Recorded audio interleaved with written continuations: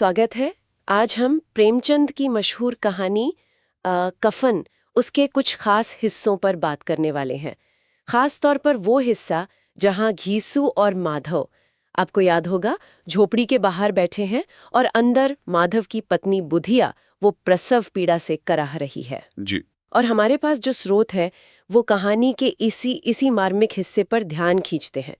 बाहर पिता पुत्र आलू भूनकर खा रहे हैं और अंदर एक औरत जिंदगी और मौत से जूझ रही है।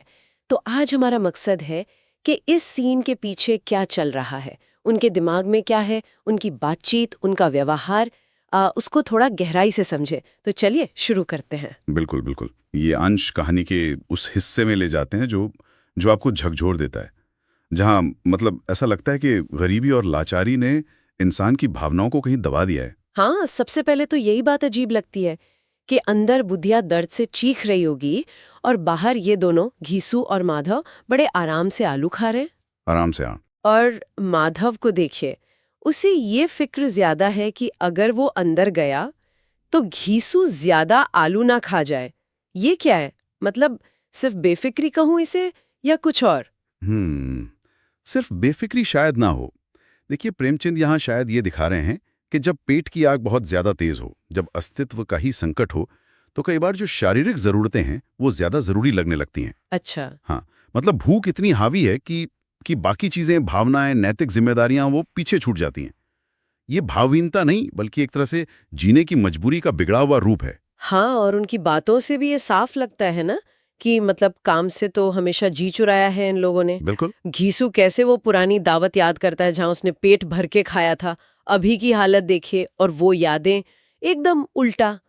पर ये उनकी सोच दिखाता है, बस अभी का सुख चाहिए, जिम्मेदारी जाए भाड़ में। सही कहा। और फिर वो बात, वो तो बहुत ही भयानक है।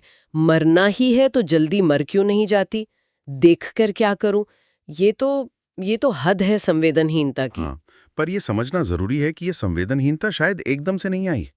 ये नतीजा है भयानक गरीबी का, समाज ने जो उनकी तरफ देखा भी नहीं, लगातार जो कमी में जिए हैं। जब जिंदगी में दुख और दर्द ही मतलब रोज की बात बन जाए, तो शायद मौत भी उतनी बड़ी घटना नहीं लगती। सवाल यही है, क्या हालात ने उन्हें ऐसा बना दिया? हाँ, ये सोचने वाली बात है। कहीं ये उनकी नाकामी से ज्यादा उस समाज, उस व्यवस्था की नाकामी तो नहीं जिसने उन्हें इस हाल में पहुंचाया? बिल्कुल, ये सवाल तो उठता ही है। और फिर देखिए ना, जब बुधिया मर जाती है तो ये विरोधाभास और भी गहरा हो जाता है।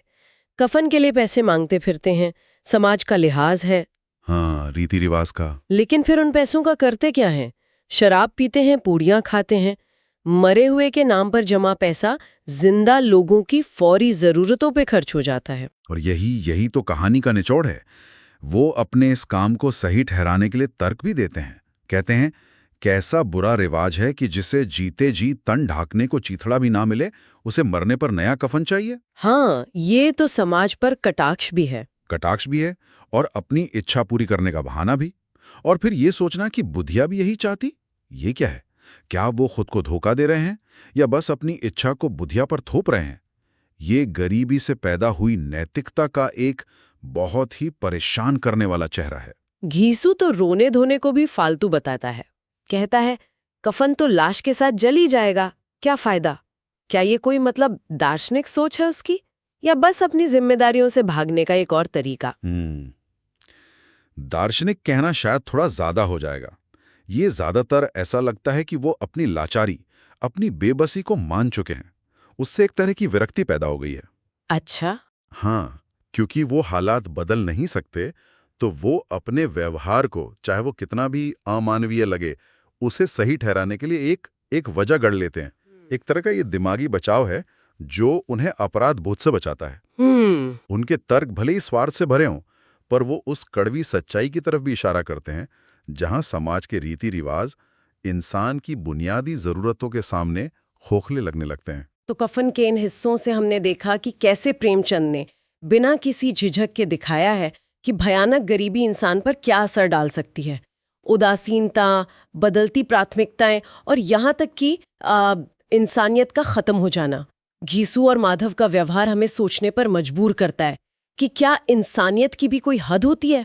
जी, और ये हमें इस अहम सवाल पर लाके छोड़ देता है, जब समाज किसी को जीने के बिल्कुल निचले स्तर पर धकेल देता है, तो नैतिकता, करुणा, रिश्ते, इन सब का मतलब कहाँ तक बच पाता है? क्या घीसू और माधव सिर्फ बुरे लोग हैं, या वो एक ऐसे सिस्टम के शिकार भी हैं जो इंसान से उसकी इंसानियत छीन सकता है?